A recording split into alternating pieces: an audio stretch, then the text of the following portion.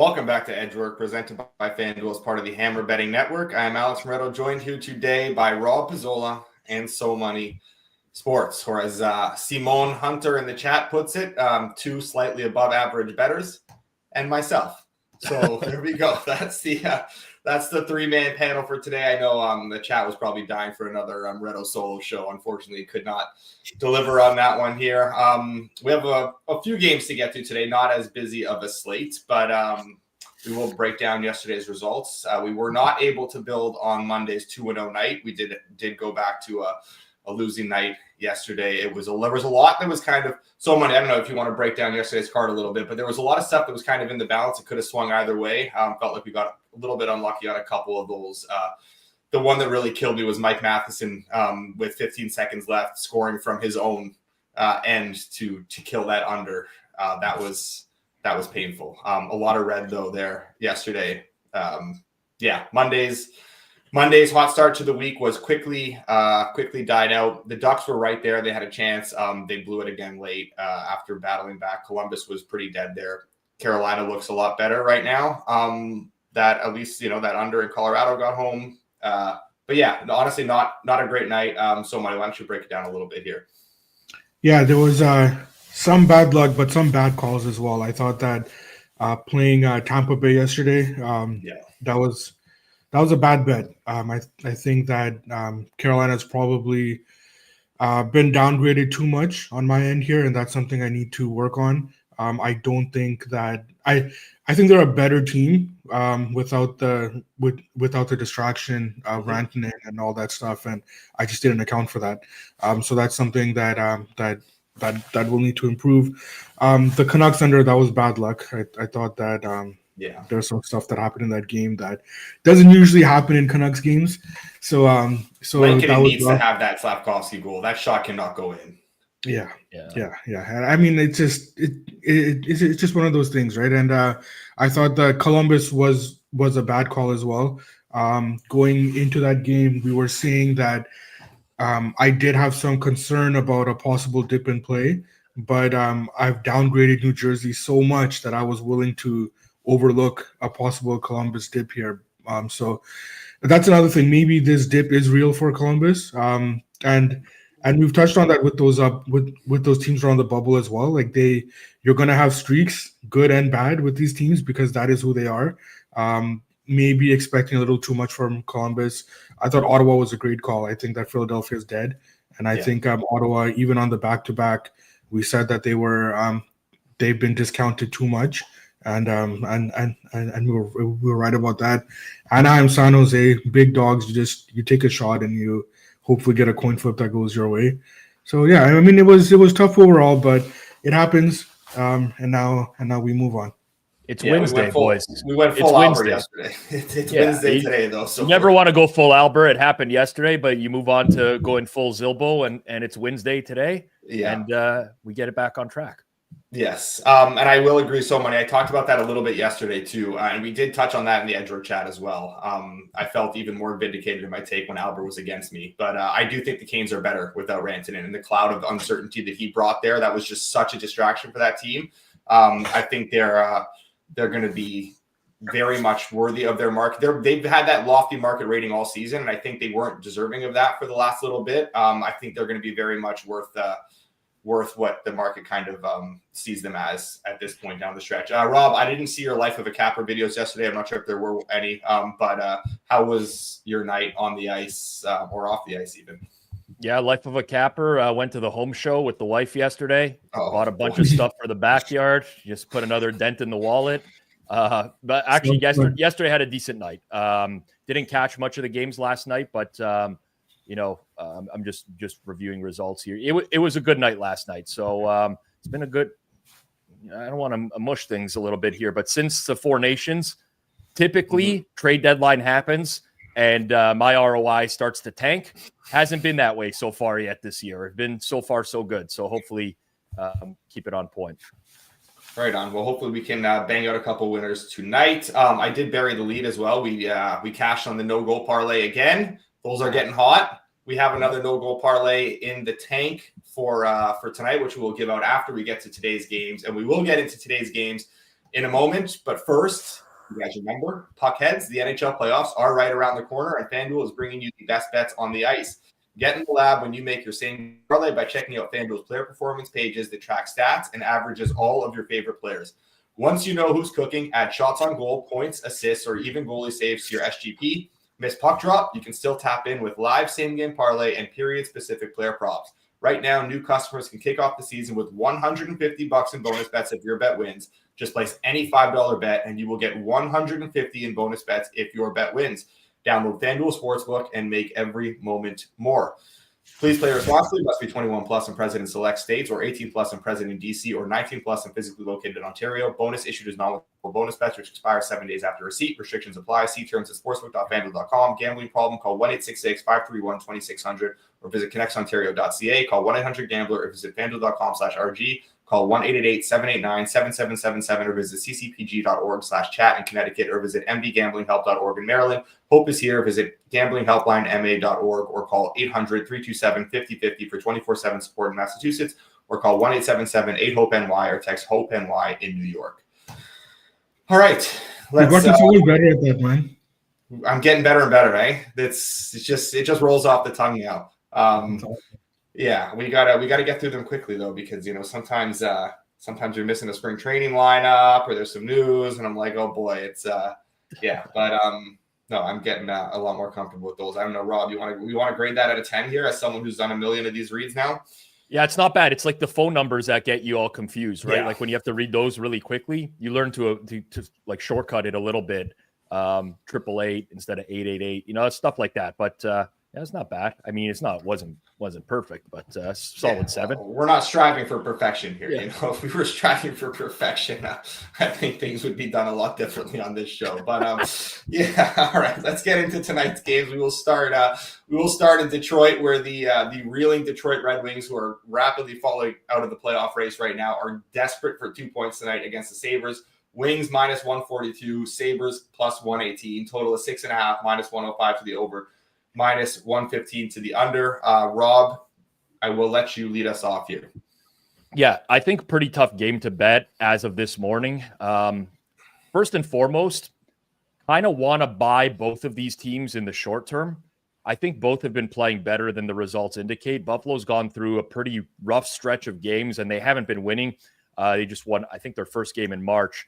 But they've played better than the results would indicate. Detroit, like this 6-game losing streak, I know some of the advanced metrics are skewed because of the fact that they've been trailing a lot in those games. So, of course, naturally, when you're trailing, you're going to outshoot other teams, out-Corsi teams, put up better expected goals. But I think they've been playing better than that as well. So kind of want to buy on both of them. The challenge this morning is that we're not going to get a morning skate from the Buffalo Sabres. JJ Peterka has a lower body injury. Jason Zucker's hurt as well. That's 2 of their top wingers, sadly, but 2 of their top wingers.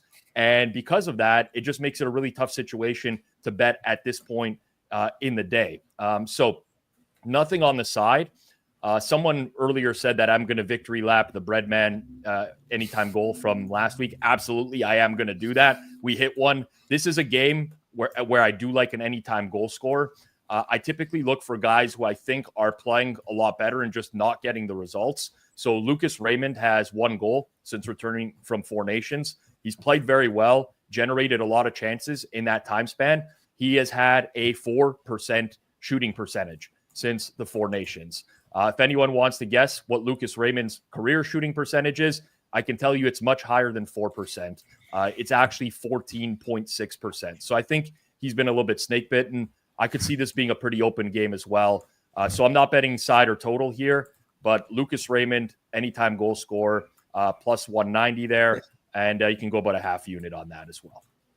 Okay, so a half unit on Lucas Raymond, anytime goal scorer. So money. Where are your thoughts in this game? Are you going to double best bet this goal scorer? Or you have anything side or total? And tell me why the Wings are out of the playoff race and the Habs are actually going to be in the playoffs when all is said and done as well.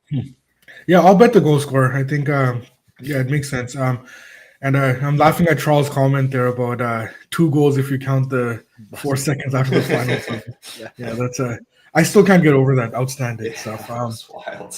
Yeah, Charles can't get over that either. Yeah, I think I agree with Rob here. There's a lot of uncertainty on Buffalo's side, especially Detroit. We kind of knew that. We knew this was coming for the Wings. I think that we called it at least a couple weeks before it happened, but they're not this bad, right? Like, I mean, they're not like 7-8 game losing streak bad. So they've been unlucky. Especially that Ottawa game, I thought they really deserved better in that game. But these are our Senators, so it happens. No, they're not. Maybe your Senators, so money don't have. I'll never use the words "our Senators" after this show again. Yeah, and it's. I think the line is fair. You could make a case that Detroit's inflated a bit, and like I'd be okay with that. It's just that I don't really know what we're gonna get out of Buffalo either. Rob mentioned the injury uncertainty that they have. That's something to keep in mind. It's nothing I can do at this point with this game. And even when we have those guys back or not back, I mean, you're looking at betting Detroit either in the mid 130s range if those guys are playing, or if they're not playing, you're looking at Detroit in like the mid 140s range. And like either way, like I can't make a case for either side. Yes. I think the other thing to note here quickly is this could be a James Reimer game. 4 straight starts for UPL, so something to keep in mind there. But yeah, just a lot of uncertainty with that, with Paterka's status, not knowing who's going to start in net. I talked about it the other day. I've talked about it a bunch of times now. I do think Buffalo is a bye team for me down the stretch. But I will say this is not necessarily the spot with this uncertainty. Also on the road, they are a much better team at home. I'm still pissed off myself for just giving out the Sabres as a lean on Monday. That was one of those cases where being so price sensitive kind of bit me in the ass a little bit. But I still think this team has some bite, and they will be feisty down the stretch. Just not necessarily a spot I want to step in front of the Wings here, a desperate Wings team. So just the Raymond anytime goal for us here. Nothing else from this game. We will move on to So Money's Vancouver Canucks, who are reeling from a loss to the best team in the East last night. Canucks plus 118, Flames minus 142. Rob's got the Flames hat on there as well. Total of 5.5, minus 120 to the under, minus 102 to the over. So Money, obviously this is your team. I will let you lead us off here. You think this number's a little bit inflated, or you think it's kind of fair with still no Hughes, the back-to-back, Silos in net? Where's your head at with this one? Oh, yeah, I've got a lot to say. I think that so we touched on this for the last couple of weeks here. Canucks are dead. They I've seen this movie before. They're not going to make the playoffs. Rick Tocchet's going to leave in the offseason. They're going to make some stupid move over the summer. They're going to sign some idiot for like $6 million more than they should because our owner is so desperate for one or two playoff gates so that he can pay for his new fucking seats in the arena, right? So that's the way this is going to go down long term. Short term, they can't do anything without Quinn Hughes. Pettersson, there's flashes where he looks better, but there's no consistency there. They don't. Hughes is the engine of that team, and it's so apparent when you watch Canucks games. They just can't do it. We're gonna have Shilovs in net most likely today, and he has played well as the season has gone on in the limited chances that he's gotten, but he's still not ready for consistent NHL play. Calgary's a team that does play better at home. The number's a little big, but I think that the market is just catching up on how bad the Canucks are without Quinn Hughes. I think that the number on Calgary, I would bet Calgary, but it's just a little bit high right now. I would have wanted them in the mid minus 130s, So into the minus 140s now, it's a little too high for me. So if it does come back down, I will be betting Calgary in that range, and the under also makes sense here. Only problem is Shelovs, and I don't know. Yeah. Even though I think he's improving, he's not a 5.5 goalie at this point. So I will pass on the total.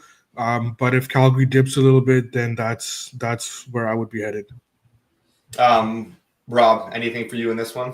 Yeah, same boat. Honestly, I just put on the Flames hat to stir the pot a little bit and hope that So Money would get upset after switching from the Sabres hat. But that's pretty much the only thing that I was trying to go for with this game. It's honestly not on my radar at all.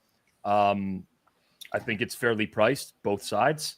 I mean, that's like I can't add anything more to this game. Very unlikely I'm going to bet anything here. How would you think I would get rattled? You know what? You've turned into such a pessimistic Canucks fan over the past couple weeks that it's not. If I did this a month ago, you wouldn't have been happy with me. But I guess I missed the entry point. Really, is what it comes down to. Now you hate your team so much that it's not even having an effect. Yeah. I think JT Miller and Elias Pettersson just completely broke his will. Just like they've broken Rick Tockett's will. They've broken everyone in Vancouver, it seems like. I will never get over that. That's crazy. That is a tough break for the Canucks this season. I do think that, any Flames bet in this game would be, for me, just a pure fade of Vancouver, because I still am not overly high on this Flames team. Their results have not necessarily matched their underlying numbers. They have not been playing great hockey. They're getting very good and very consistent goaltending, which is obviously very important, and that goes a long way in this league. But I do think they're still a team that, if the market does sort of get a little inflated on them, I think there will be opportunities to fade this team down the stretch. This is just not one of those spots. I also agree that under is the only way I could look here, just because I don't see where goals will come from. The Flames still struggle to generate, and the Canucks, for all their issues, are still a good defensive team, but they cannot get anything going offensively either. But a juiced under 5.5 with Shelovs in net is just not something I'm in the business of doing here. Yeah. If you map out both of these teams, expected goal differential this year in 5-game moving averages or even 10-game moving averages, Calgary's at one of their lowest points all year. Yes. They have not been playing well. Vancouver, surprisingly, is also at one of their highest. So I'm not saying I do believe they're a dead team as well. I mean, typically speaking, this would be a spot that I would want to play Vancouver. Shelovs is certainly an issue. The back-to-back, I mean, it's all being priced into what the number is now. There's no chance in hell I would lay this price with Calgary, though. If I had to pick every game on the board and you force me to bet, 100% I would side with Vancouver. I'm not laying 40 cents with the Calgary Flames here. Yeah. I agree. Okay, we will move on to the next game here, where I do believe we have a bet. The Ducks in Utah taking on the Utah Hockey Club. Ducks on a back-to-back here after that loss last night against the Caps. They're plus 220 with Utah minus 275, total of 5.5, minus 128 to the over, plus 104 to the under. On FanDuel, they're pretty much sixes across the board, though, everywhere else. I will let you lead us off here, Rob. What do you have for us in this one? Yeah, definitely. I like the under in this game. Now, I prefer to get the 6 here and pay a little bit of juice on it. Obviously, some sharp books are in the minus 110 range. Rest of the market's minus 115 or so. I wouldn't mind the under 5.5 at plus money either. So if you wanted to, you could kind of split those, do whatever you want to do there.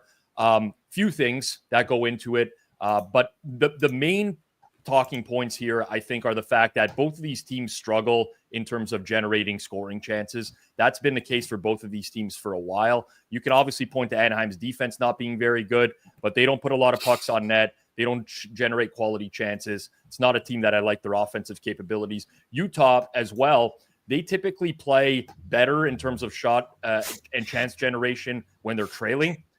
Like a game against the Leafs recently, for example. They're not good front runners, so to speak. They will shut down a game. So I like that kind of angle towards an under. But also, I'm not big on systems or blindly betting angles.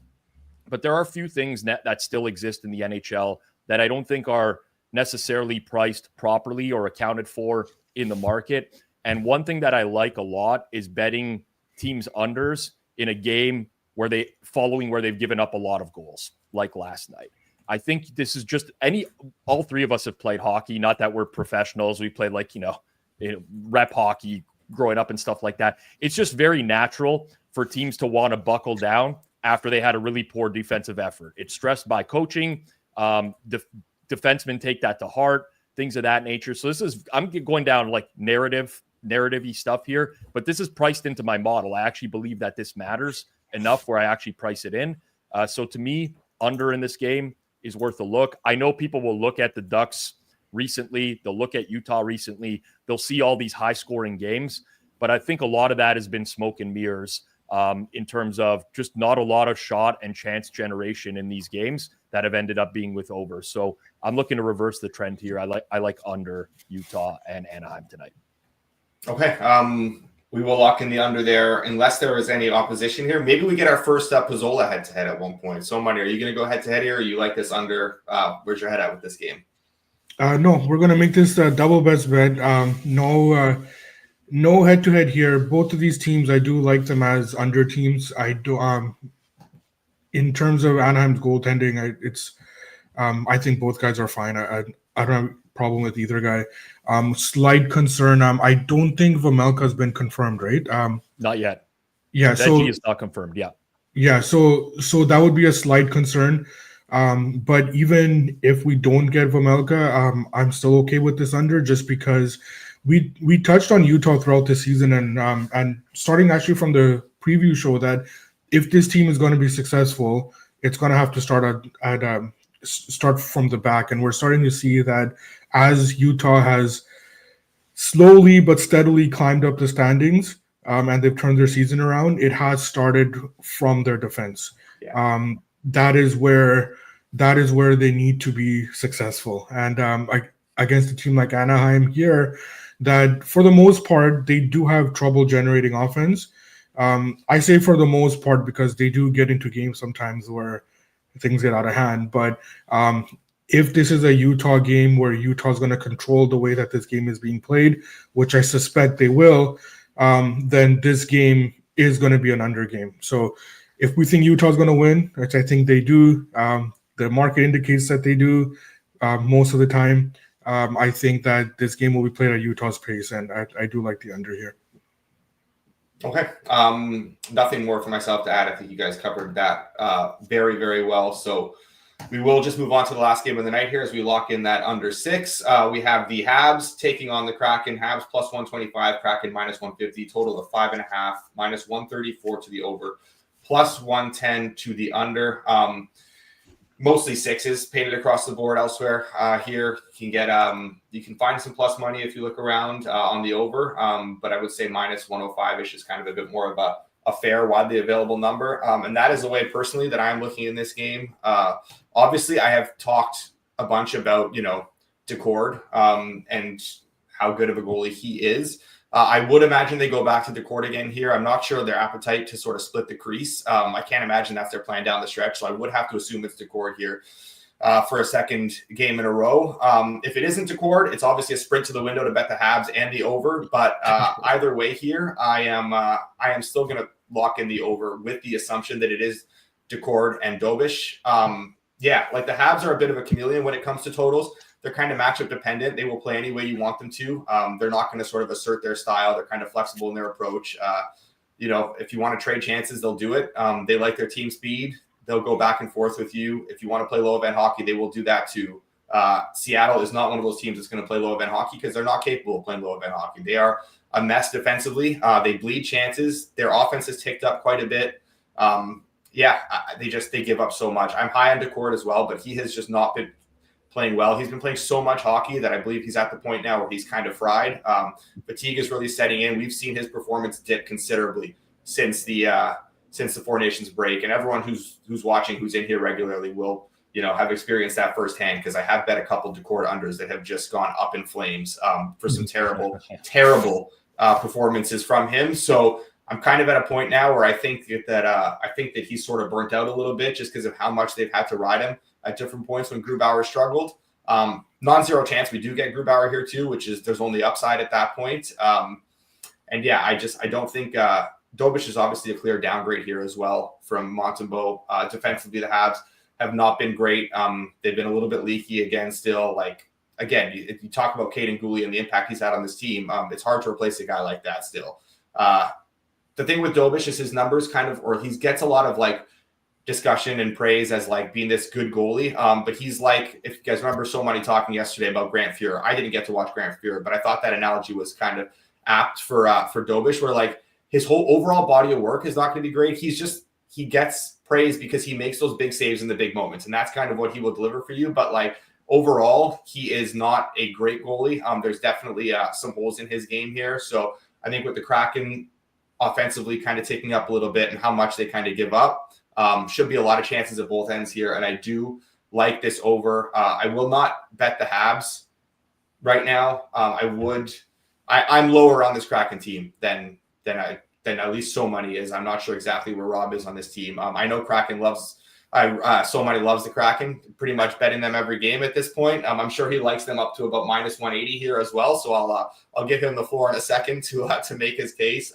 If we do get Grubauer though, then I will bet the Habs. But assuming it's Decord and Dobish, I would want a better number on Montreal to get involved here. So nothing on the side, barring some news on Grubauer, which we obviously will not get on the show. But I will lock it over here myself. And now our resident Kraken expert, I will throw it to you here, So Money, for your takes on this game. You make me feel old saying that you don't remember watching Grant Fuhr play. I never watched Grant Fuhr play. I can say that. Wow. Even at the end of his career? I don't think so. Yeah, that makes me feel old. I'm going to have to pull up the Hockey DB page while you're talking here and see. Yeah. So Montreal on a back-to-back. They're down good on their goalie. End of a road trip, played in Vancouver, big travel from Vancouver to Seattle, blah, blah, blah. It's all in the line because you look at the number, Seattle's almost minus 150, right? Yeah. Like think about that, right? And like crazy. As much as they've gotten me to, as much as I've gotten hooked on the crack here with Seattle this season, they're almost minus 150 right now, right? So that's just insane, right? So yes, all those factors have been accounted for in the line. I'd like the Habs tonight. I will bet the Habs. I'm just waiting to time the market here. But even with Decord and Ned, I like the Habs. I've got them to plus 120. Right? Yeah, Montreal's on a back-to-back, but like, is it really that difficult going in and playing in Vancouver these days, right? So I like that's not even a true back-to-back at this point, right? So and Montreal's a team that is starting to peak. We've talked about these teams ad nauseum. These teams around the bubble here that they're gonna go on streaks, good and bad, and that's what 500 teams do. That's what teams around the playoff bubble do. And as bettors, we just need to jump on those streaks when they're happening and just ride them until it stops. And then you go jump the other way because that is the very essence of a 500 team. And Montreal's on it is I think that they had their little stretch. They lost a couple of games, but they're better than what they showed with those results. And I think that going forward, they might go on a little bit of a mini streak here. And that's something that I want to get on. And we're going to, just like how we bet on that Columbus mini streak where we were getting those like crazy numbers, I think it's the same thing again with the Habs here. So bet the Habs. Well, we'll be betting the Habs with the number, and I will bet them down to plus 120. Do you have Marty fever? So Money? Are you on board? Yeah, I love that little guy. I love it. He scored some big goals for me. The playoff bound Habs. Here we go. Rob, so we have an over in this game, and we have the Habs in this game. Floor is yours. Where's your head at here? Do you agree with either of those? Disagree? What are you thinking here? Yeah, I also like the over in the game. I've been betting some Habs overs recently with mixed success. It was like Sharks game, Sabres game, and then I bet them when the Flames over, where if a game finished 1-0, obviously in that situation as well. Classic moment for me. I like the over here. Definitely you can't wait to click. If you get a Grubauer confirmation at any point down the stretch here for Seattle, please. You just immediately fire over on the other side. It's a no-brainer. I will say with the cord, the edge is not as big for me. So if it was Grubauer starting at current market price, I'd have a 4.6% edge on the over. With the cord, I have it at like 1.3%. So substantially different because Grubauer is awful nowadays. But yeah, I agree with the handicap. I think Montreal plays a little bit more wide open than people realize. Dobish, I mean, he's not bad. It's just relative to Montembeault. Like Montembeault is about a half a goal save above expected per game this year, whereas Dobish is about half of that.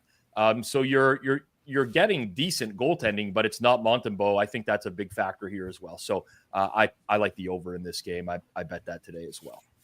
All right, there we go. We got a fair amount of bets for a 4-game slate, and we have a no-goal parlay to come and an anytime goal parlay as well. So keep sending your goal scores in the chat. I see we've got a bunch in there already. Sam, I see Sam who is just throwing shade, but won't send his own goal scores. Come on, Sam. You know I got this last week too. I got it last week with the bread man. I know Raymond is struggling. I get it. Most of the guys I'm betting yes for goal scorers are guys that are not scoring. That's just typically. I mean, when I'm betting these props, sometimes they're ugly. But yeah, Lucas Raymond. I'm going to bet 2+ on Lucas Raymond tonight after that comment. I'll tell you right now. Fucking Lucas Raymond had it tonight. All right. Keep sending your goal scores. I'll recap the bets here quickly. So for tonight, we have Lucas Raymond, half unit on Lucas Raymond, anytime goal plus 190 on FanDuel. We have the Ducks and Utah under 6 minus 111. We have the Habs plus 133, and we have Habs Kraken over 6 minus 104. 4 games.